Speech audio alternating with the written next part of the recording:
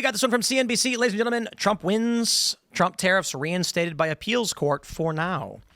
How about the headline, Trump's tariffs frozen by lower court for now? You see, they don't do that, right? When Trump had his tariffs frozen by the International Trade Court, that's the headline. Trump's tariffs frozen.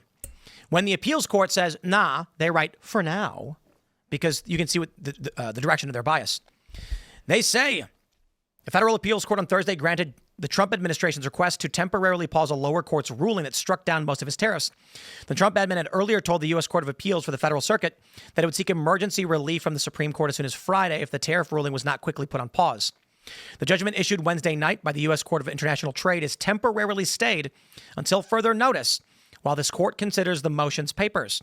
The pause gives the Trump administration some breathing room as it prepares to argue that the trade court's ruling should be halted for the duration of the appeals process. Trump officials maintain that they have other options for imposing tariffs, even if they do not prevail in the case. Quote, even if we lose, we will do it another way, Trump trade advisor Peter Navarro told reporters at the White House on Thursday afternoon. So these have already been taking effect. There was one big story I can speak to in the skate industry where professional athletes were losing their sponsorships because shoe companies are going out of business. We don't make shoes here in the United States anymore. So I don't know how you guys feel about this. You pro-tariff, anti-tariff? Well, I think the tariffs are necessary. Like I don't know if there was any way that we could put pressure on foreign governments, especially like you look at Australia or a lot of these small countries. They're absolutely taking advantage of the United States. And I don't want to make Canada a 51st state because, well, we have enough Indians in our country, so we don't need an Indian state. But I will say, that's a joke. But it's got its own problems. It does. Look at Brampton. But at the same time, it's like the tariffs themselves are a temporary pain that we must endure in order to recover a lot of our discrepancies in the trade war. So I don't know anyone with a mind, either left or the right, that are against these that actually understand economics. I never met someone that was like, even lefties that I know, unless they're like deranged lefties, but they're like, yeah, this is kind of. So most of them? Well, like, yeah, lefties I know but the ones that are like well educated, like that actually are, actual engineers, not the engineers that we're importing, but the actual engineers, thought leaders in their fields are like, this is pretty unbalanced what's been happening, especially with some of these smaller Western countries. We're providing their military aid, their support. We're spending so much of our own money, unrealized payments. That's not even included in just the money we're losing in the trade deficit. But maybe Americans should wake up too. Maybe we shouldn't have shipped all of our production, our processing, and our development to every other country. Like maybe it wasn't a good idea that everything's made outside of our country. Like maybe people need to realize that. Yeah, I mean, that's true, but I don't. This is another conversation that we've had multiple times here. I'm not sure that there's going to be a great onshoring, right? Like the cost of doing, making things overseas, especially in places like India, China, it's going to remain cheaper because unions, regulation, et cetera, here in the United States, the cost of living, you have to pay people significantly more to make whatever it is that you're making. Whereas in India, you have so many, there's 1 point whatever billion people in India. So they'll work for significantly less. They have a way lower standard of living. The cost of living over there is significantly less, so you can get away with it. So I don't imagine that the tariffs are going to incentivize a massive onshoring. There will be some companies that open new production facilities, but I don't think that it's going to be some kind of big getting all the jobs back the way that some people seem to have hopes for. Shouldn't we try though? I'm certainly not against the idea of trying to. I mean, I would like to see more effort put into deregulation and more effort into controlling unions, because I think those two things would be better to incentivize production of products here in the U.S. I think that getting rid of EPA laws, getting rid of a lot of organized labor stuff, because organized labor is not particularly necessary nowadays the way that it was 100 years ago, 75 years ago. So yeah, I'm totally on board with your point. I just don't think that the tariffs are going to do what. Well, it's hard when we're only in power for 4 years too. Yep. Like we're not able to think generationally. We only think in terms of an election cycles. Yeah. And that's why we never really progress in any meaningful way. That's the exact reason why we have the national debt that we do. Mm-hmm. The 36 or whatever now $1 trillion debt that we have, and that's looming. And you see the results in the bond market last week. The bond sales was really, really soft. These things are coming, and they're not getting fixed by any any administration because it's much easier to kick the can down the road. If it doesn't happen during my administration, then it's fine. When in reality, it's all of the administrations that have done nothing in the past 40 or whatever years. It's the uniparty. They love shipping jobs. 100%. Like, genuinely, we will not see a full economic recovery unless we do three things that I believe. We have to punish companies who are shipping jobs and shipping production overseas. We have to find a punishment. Like, hey, you want to do this, we're going to make it cost the same as doing it here or cost more. Basically, there has to be a punishment for companies because this is this whole like crony capitalism thing. When capitalism doesn't benefit the country, then I'm going to sound like a far lefty here. But like when you start just benefiting a few billionaires, a few families, like when you see the we talked about it last time I was here, like the Walton family, or when you see people offering you the cheapest products, everything's foreign, you pay your employees nothing, and you're ranking in $40-50 billion each a year, you got to ask yourself the question, do we want a country where the economy helps a select few? Not only is that bad for us in general, that also leads to the rise in far left communist ideas. It actually starts leading into a far left push in young people who realize, what's the solution to this? Oh, communism. Let's take back the means of production. So I think it's dangerous. We have to punish companies. Two, we got to get rid of some of these trade agreements. We need to not make it easier to ship jobs overseas. It shouldn't be so easy. And three, we've got to put a stop to legal immigration. Like, you cannot, like, I remind people, I have a personal vendetta against Indian H-1B workers because one almost killed me. I talked. Wait, they almost killed me. I literally had like a mini heart attack from medication they gave me, and I went to the hospital, and they told me it was a lethal amount of opiates when I broke my foot, and I wasn't even supposed to be on opiates, and it was a lethal amount. And they were surprised I didn't die, and it was an Indian who Australia let into Australia, and then I looked up and I found out they weren't holding Australian doctors to have the same credentialing and the bar licensing as the Australian doctors, and I was like, dude, I almost died. I have a kid. Medical malpractice. I almost died. Medical malpractice is the third leading cause of death in the United States. After what? Heart disease is number one. Medical malpractice. Yeah, but that was avoidable. Heart disease and cancer. Yeah. I think the important thing to understand though is that heart disease is typically just age. So when we say like people die of heart disease, like yes, when they're very old, your heart. Same thing with cancer as well.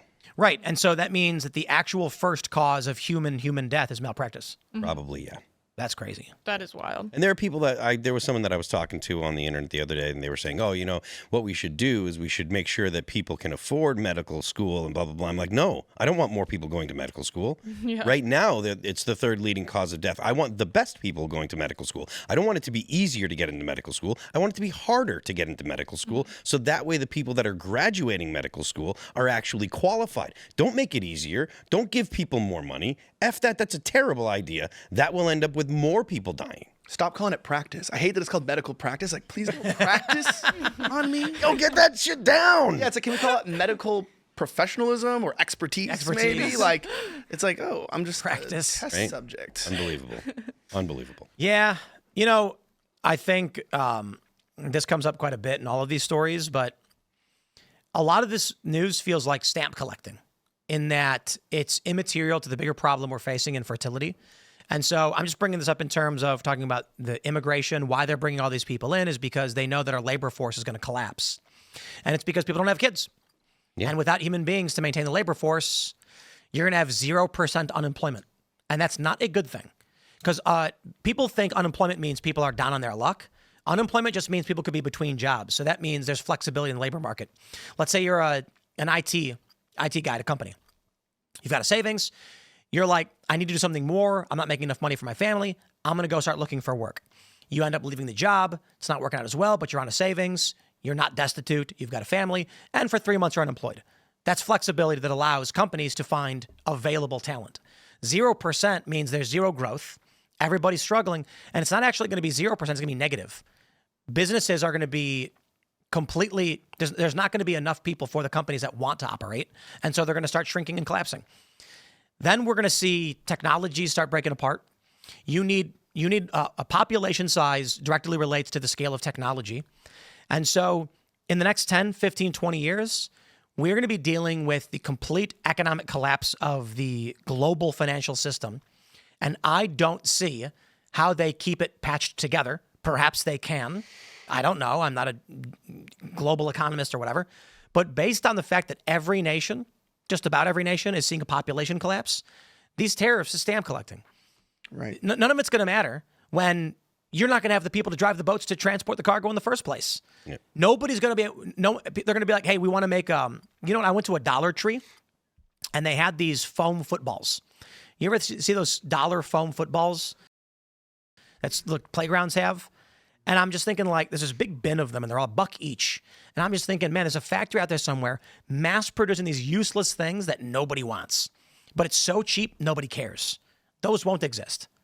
Because people are going to be like, hey, here are the jobs that we have available. Fishermen. And you're going to be like, I guess that's the job I'm doing because I have to eat food. We need coal. We need oil. We need lumber. We need bricks. Nobody wants your stupid foam football. So all of these ancillary luxuries, gone. And then a lot of the garbage that's made by China won't matter anyway. These tariffs aren't going to matter. I think the reason why Trump is doing the reason Trump is doing all this stuff now, obviously, when this collapse starts happening, if we do not have a basic manufacturing base for our core essentials, we are, True. Yeah. What do you think is the solution for the fertility crisis? There's none. I did hear. Well, there's none because you can't have enough babies right now to offset the problem. The problem was 20 years ago. I think they said during the 2007-2008 crash, is one of the experts came out and said 20 years from now, there is going to be, or 18 years from now, there will be a deficit in 18-year-olds entering the job force and entering universities, which is going to cause a financial crisis because this wave is going to hit the universities who will face a budget shortfall. Companies won't have talent to onboard, so there's going to be no entry-level jobs. What did we get? Democrats said, open the doors and let literally everybody into the country. That was their solution. It's not a solution. That's just abandoning a bullet wound. It actually kind of makes it worse. It does. You can't flood the country with low-skilled labor because you're not training high-skilled labor. And so these Democrat blank slaters literally thought if you give a degree to an immigrant, they're now an expert. And it's like, yeah, that was never the case. So what happens is, let's say you have this like labor tree of very few high-skilled labor, and at the bottom you have 60% low-skilled labor, 30% medium-skilled labor, and 10% high-skilled labor. They said, okay, we're facing a massive deficit in the younger generation. Flood the country with low-skilled labor. Now it's impossible for American young people to get the jobs they need to start their careers, build their wealth, and become high-level experts. So the country will eventually just be a slum, if that's the path we go down. The inverse is we don't have the labor force, and our manufacturing is in China, and then the country becomes a slum because we don't have any of the products and we can't make them. I think Trump's plan is basically, this is going to happen no matter what. You can tell everybody in the world to have babies right now, and it'll take 20 years for that impact. So as of right now, what do we do for the next 5 years? Get our manufacturing back ASAP through emergency tariffs. That's not what they're doing, though. They're just importing the third world. Like I mean, That's what Democrats were doing. Trump's stopping. It's not just Democrats. I mean, look at Australia. Look at New Zealand. I mean, No. Like, I mean, they're just importing. Of course, Indians, literally. This is the Western liberalism. I'm saying in the United States, Trump is not that. So we can talk about Australia, New Zealand, Canada, all those other countries. Yeah, America was doing it too. Did Trump not come out in support of the H-1B visas He did. recently? So But how is he not doing? There's a big difference between H-1B visas and opening the door to 20 million illegal immigrants in 4 years. I mean, there's a difference, but it's still contributing to the problem. I disagree. I think the problem is low fertility and an excess of low-skilled labor. Trump saying now the problem is the exploitation of H-1Bs. If H-1Bs were actually mid to high-level talent, then it would be largely okay, depending on the level of visas they're giving out. The issue is that, dude, a bunch of these companies are giving out H-1Bs for like cashiers, and it's a clear exploitation. Thanks for checking out this clip from Timcast IRL. Make sure to watch the show live Monday through Friday at 8 p.m. Subscribe to this channel, and we will see you all there.